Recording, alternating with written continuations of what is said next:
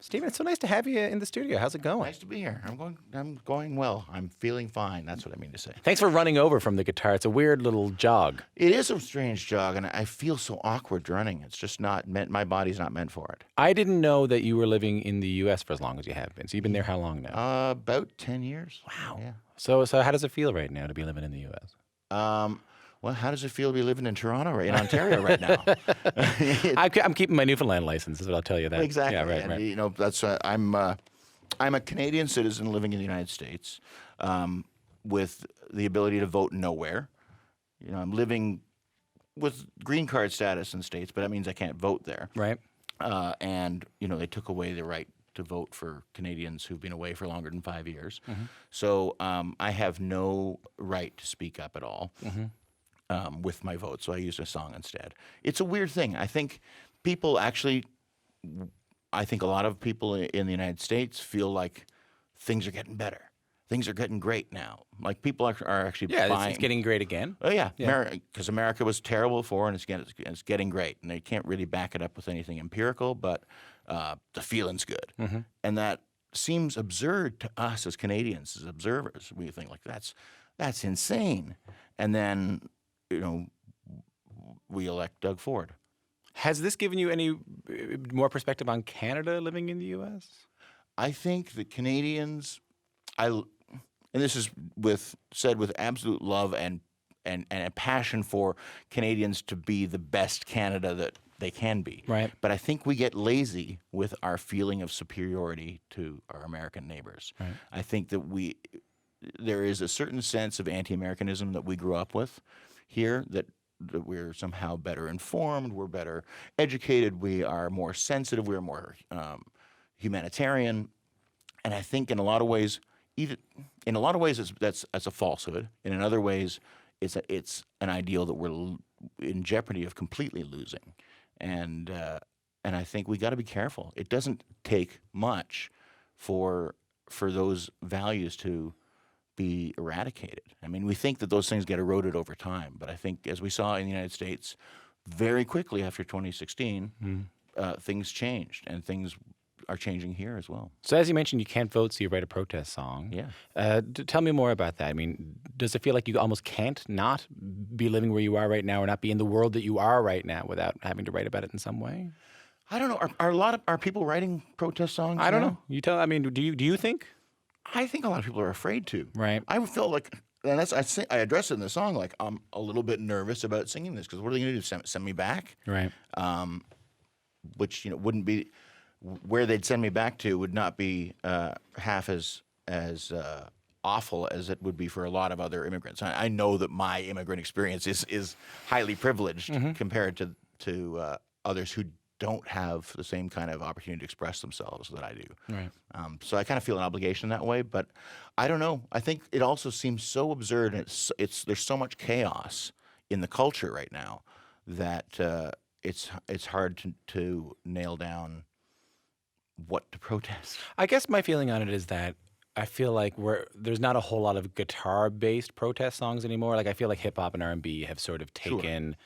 That is protest music now, and sometimes people who aren't into hip hop and R&B can say stuff like, "Where have all the protest songs gone?" But they're in a different genre of music that people don't necessarily pay attention to. But my question is, what does an artist have a responsibility to write topical songs? No, I don't think so. I think it's part of my value system, but I don't think every artist has to think the same way I do. I think that I would love it if, for instance, people pick on Taylor Swift for not taking the opportunity she has to promote causes. But what people are picking on her to promote are their causes. We don't know where she stands. How would we like it if all of a sudden we found out that she wanted to promote all kinds of things that we disagreed with? Right. But we are in an era now where we are beginning to decide that we must judge the art along with the artist. Mm-hmm. So that's a scary proposition for a lot of artists if they're afraid that they're going to come down on an issue that's opposite to something that their fans or their fans' parents or whatever else agree on. Then they could lose that fan base. But is there also just a fear, like, hey, I secretly don't want to alienate anybody, even people I don't necessarily agree with? Right. I think that's what people have. I think they believe that they are going to alienate somebody, and they want to be everything to everyone, as my old band once said. And I think that's a fear. The other fear that I have is that some musicians are dummies. Like, that's okay. You don't have to be the greatest political mind, and you can be one of the worst political minds and still get elected to public office. I think that artists should have the right and the opportunity to be heard, the same way that we listen to bankers and small business people and plumbers and whatever else, the average guy, and big CEOs and all, except unless you're in sports or the arts, then you're not really supposed to listen. What do those people know? Right. When, honestly, I mean, I could pull the old, I'm a small businessman and I employ these people and I do this and I pay these taxes and have these corporations. I could pull that, but I don't even care about that. I'm just a person. And I happen to try to be engaged, and I have a pretty good sense of what my value system is. And people listen to you. And I've always put my struggle with what's my role as an artist, and how much of yourself do you give away? I struggle with it in songs, and I struggle with it openly. It's a topic of a lot of songs. It's funny, because I don't think of you as an untopical songwriter, even historically. Like, I remember after September 11th, I think you and the old band with Barenaked Ladies, you guys were on Much Music. I think like shortly afterwards, I think it was you and Gord Downey. Yeah, I remember that really well. Yeah, we did. There was a big concert right when troops started going to Afghanistan. Right. We were all making sure that people were aware of the landmine issue and so on. And Ed and I wrote a lot of political songs in that era. The albums Everything to Everyone and Barenaked Ladies Are Me both have a lot of pointedly political songs. And it's part of our nature. If you're just tuning in, I'm speaking with Stephen Page. His new album, Discipline, Heal Thyself, Part 2, is out today. I got to ask you about this. So the last time we talked was in, I think, the upstairs of some building in Toronto. We sat down and we talked about the upcoming, you were going to get back on stage with the old band, the Barenaked Ladies, at the Junos. It was a really I was in the room. It was beautiful. You guys did 1 week. You did If I Had $1 Million. First off, what was that like? It was surreal and also kind of oddly peaceful, like blissful. What do you mean?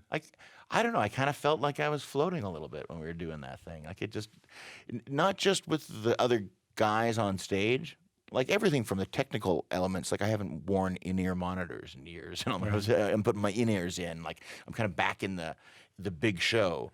Was one element. Seeing all the road crew from Barenaked Ladies that they still have with them. I mean, it really is a family in that organization. And It's the same guys. So being able to reconnect with them and, earlier that weekend, see the guys' kids and see how everybody's grown into young adults and so on now. And that's been really exciting. And then all of a sudden you're on stage, and like before the performance, before our rehearsal, I thought, I don't know how to play 1 week. Because the 1 week and $1 million I had suggested them because they were the two BNL songs that I don't play. Right. Because they're duets. Right. For me, they're like, those are Ed and Steve duets. And so I thought, I don't remember how to play 1 week on the guitar. Like, I'm not sure what the chord shapes are. They're very Ed Robertson chord shapes. And I was like looking them up on YouTube and stuff. Looking up tabs. And thinking that, that's not right. Yeah, I'm looking at Ultimate Tabs. I don't have the full subscription. And I'm starting to freak out a little bit. We get to the rehearsal. I put the guitar on, and it's just there. Like, it's in my hand. This muscle memory comes back. So being on stage was super easy. Like no time had passed in a lot of ways. But the energy in the room was so positive. It was buoyant. And it was sheer joy. You gonna do it again? No. I don't know. The hell with that. I did it once. So it's just going to be a letdown now. There hasn't been any talk of it. But I mean, I'm certainly not rejoining. I'm not getting my old job back. But, if it was up to me, if there was opportunities to do one-offs or something like that again, I Sure, give me a call. Wow. I feel like I'm breaking news. I feel like Mansbridge. So this is exciting. You're going to play Brian Wilson right now, one of the biggest hits. So this is the song. We just got a minute here, but this is the song when we were talking at the Q This Music panel. I said, "Are there any songs you'd change if you could?" And you said, "Yeah, I'm going to play it later in the show." So I can give it. It's not problematic. It's not like it's not like It's not. You're not changing it because the lyrics politically haven't held up, Yeah. or ethically haven't held up. What is it? It's one of the few where I still feel like I hadn't quite figured out, for better or for worse, hadn't figured out how to write songs yet. So it's too wordy. And I remember, like, actually, my impetus for writing the song "It's All Been Done" was the fact that the live version of this song of Brian Wilson was on the radio. It was getting popular in the United States. Yeah, I in remember that. 97. Yeah. And we were at I was in a hotel room and I had the radio on and heard this and I thought, this is so wordy. I got to write something that's not like that has like almost no words. And so I wrote "It's All Been Done" with the chorus that says "ooh hoo hoo" as a response to it. Yeah. But what I do love about this song is, first of all, the fact that it has two bridges and that the chords kind of make almost no sense because all I was doing was writing chords that followed the melody. I wasn't thinking about what a chord sequence is supposed to do. I kind of love that about it. I kind of wish I knew how to do that now. I was at a wedding not that long ago. My friend Matthew got married, and it was we were kind of the house band, and people were getting up and singing with us. And I want to do "You Can Call Me Al." Like, okay, we can figure that out. I want to do "Me and Julio." Yeah, we can do that. Apparently, Paul Simon was a big that night. But my buddy Alan got up and he said, "Let's do Brian Wilson." And I said, "Yeah, okay, I got it. The verse is fine, the chorus is, and those bridges hit."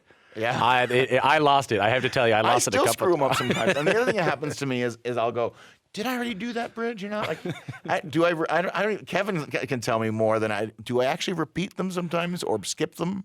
Yeah, maybe I've skipped sections before. Well, let's see if we can do it now. Let's see if we can have it. Steve, it's nice to have you. Pick up the guitar, play along. Oh yeah, right. I'll mess it up for you. No, you're just covering up for me then.